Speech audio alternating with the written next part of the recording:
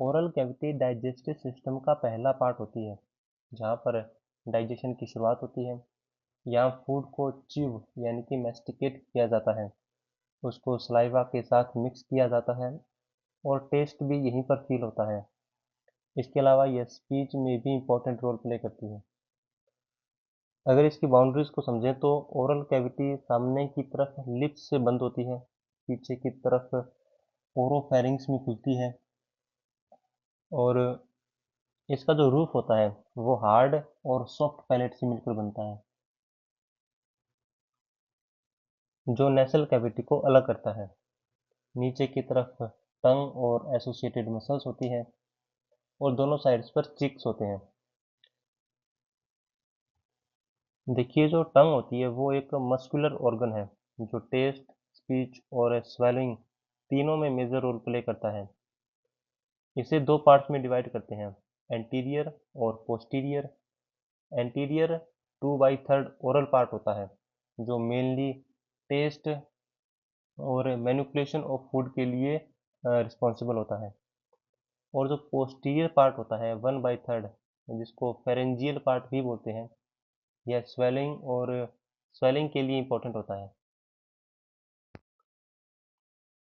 देखिए, जो टीथ होते हैं वो फूड प्रोसेसिंग के लिए काफ़ी स्पेशलाइज्ड स्ट्रक्चर होती है। इसके 4 टाइप होते हैं, इंसीजर जो फूड को काटते हैं, कैनाइन जो टीयरिंग के लिए होते हैं, और प्रीमोलर क्रशिंग करने के लिए, और मोलर्स ग्राइंडिंग करने के लिए रिस्पॉन्सिबल होते हैं। यह पूरा सिस्टम मिलकर फूड को प्रॉपरली ब्रेक डाउन करता है। और लास्ट में स्लेवरी ओपनिंग्स इंपॉर्टेंट होती है क्योंकि सलाइवा डाइजेशन और ल्यूब्रिकेशन में हेल्प करती है। पैरोटिड डक्ट माउथ के अपर सेकंड मोलर टूथ के ऑपोजिट खुलती है, जबकि सबमैंडिबुलर डक्ट सबलिंगुअल कैरंकल टंग के नीचे खुलता है।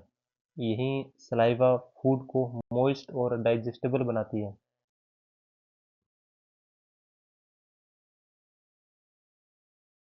देखिए, जो पैलेट होते हैं वो ओरल कैविटी की रूफ को बनाते हैं और यह ओरल कैविटी और नेसल कैविटी को अलग अलग करने का काम करता है।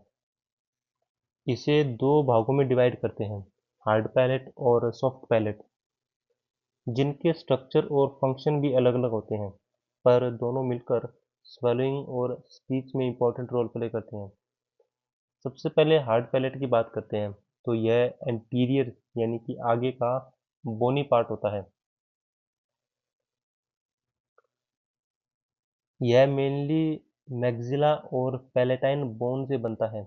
इसका मेन फंक्शन ओरल कैविटी और नेसल कैविटी को अलग रखना होता है ताकि खाने और सांस लेने के रास्ते अलग अलग बने रहें।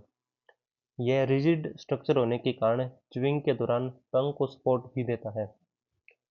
अब सॉफ्ट पैलेट की बात करते हैं। Soft palate posterior muscular part होता है जो फ्लेक्सिबल होता है।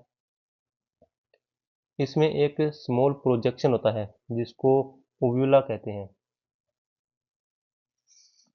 सॉफ्ट पैलेट का सबसे इम्पोर्टेंट फंक्शन स्वेलिंग के समय होता है।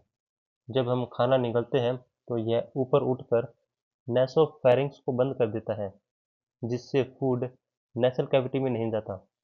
इसके अलावा सॉफ्ट पैलेट स्पीच में भी इम्पोर्टेंट है क्योंकि यह एयर फ्लो को रेगुलेट करता है और प्रॉपर साउंड प्रोडक्शन में हेल्प करता है।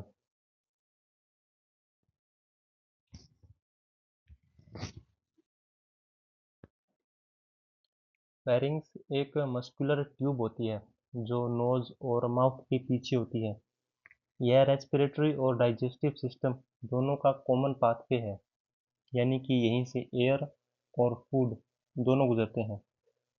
इसलिए इसका स्ट्रक्चर और कोऑर्डिनेशन काफ़ी इंपॉर्टेंट है ताकि ब्रीदिंग और स्वेलिंग सही तरीके से हो सके।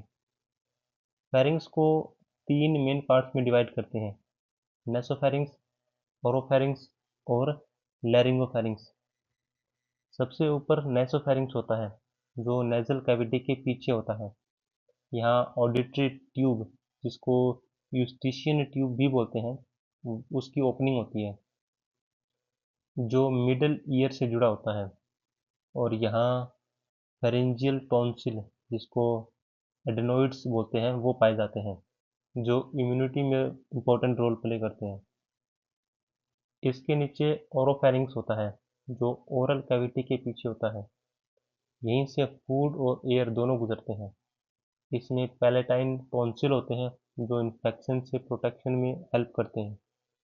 और सबसे नीचे होता है लैरिंगोफैरिंक्स, जो लैरिंग्स के पीछे होता है। यह रीजन आगे जाकर इसोफेगस में खुलता है, इसलिए फूड इसी रास्ते से डाइजेस्टिव ट्रैक में जाता है, और जबकि एयर लैरिंग्स की ओर चली जाती है।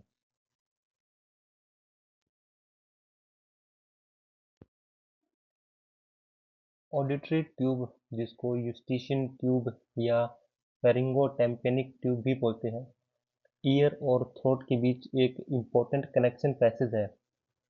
यह मिडल ईयर को नेसोफेरिंक्स से जोड़ता है, इसलिए ईयर प्रेशर और ड्रेनेज दोनों में इसका इम्पोर्टेंट रोल होता है। इसका मेन फंक्शन है एयर प्रेशर को इक्वलाइज करना। जब हम स्वेलिंग या कि फिर जब हम उबासी लेते हैं या च्युइंग करते हैं, तो यह ट्यूब ओपन होती है और मिडल ईयर का प्रेशर बाहर के एटमॉस्फेयर के हिसाब से बराबर कर देती है। दूसरा इम्पोर्टेंट फंक्शन है मिडल ईयर सिक्रेशंस का ड्रेनेज। अगर फ्लूइड या म्यूकस जमा हो जाता है, तो यह ट्यूब उसे नेसोफैरिंक्स की ओर ड्रेन करती है, जिससे ईयर क्लीन और फंक्शनल बना रहता है।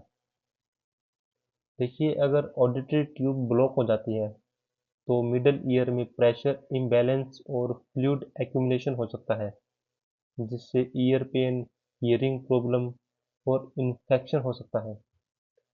यह कंडीशन खासकर चिल्ड्रन में ज़्यादा देखी जाती है, क्योंकि उनकी ऑडिटरी ट्यूब छोटी, नैरो और ज़्यादा हॉरिजॉन्टल होती है, जिस वजह से ड्रेनेज कम होता है।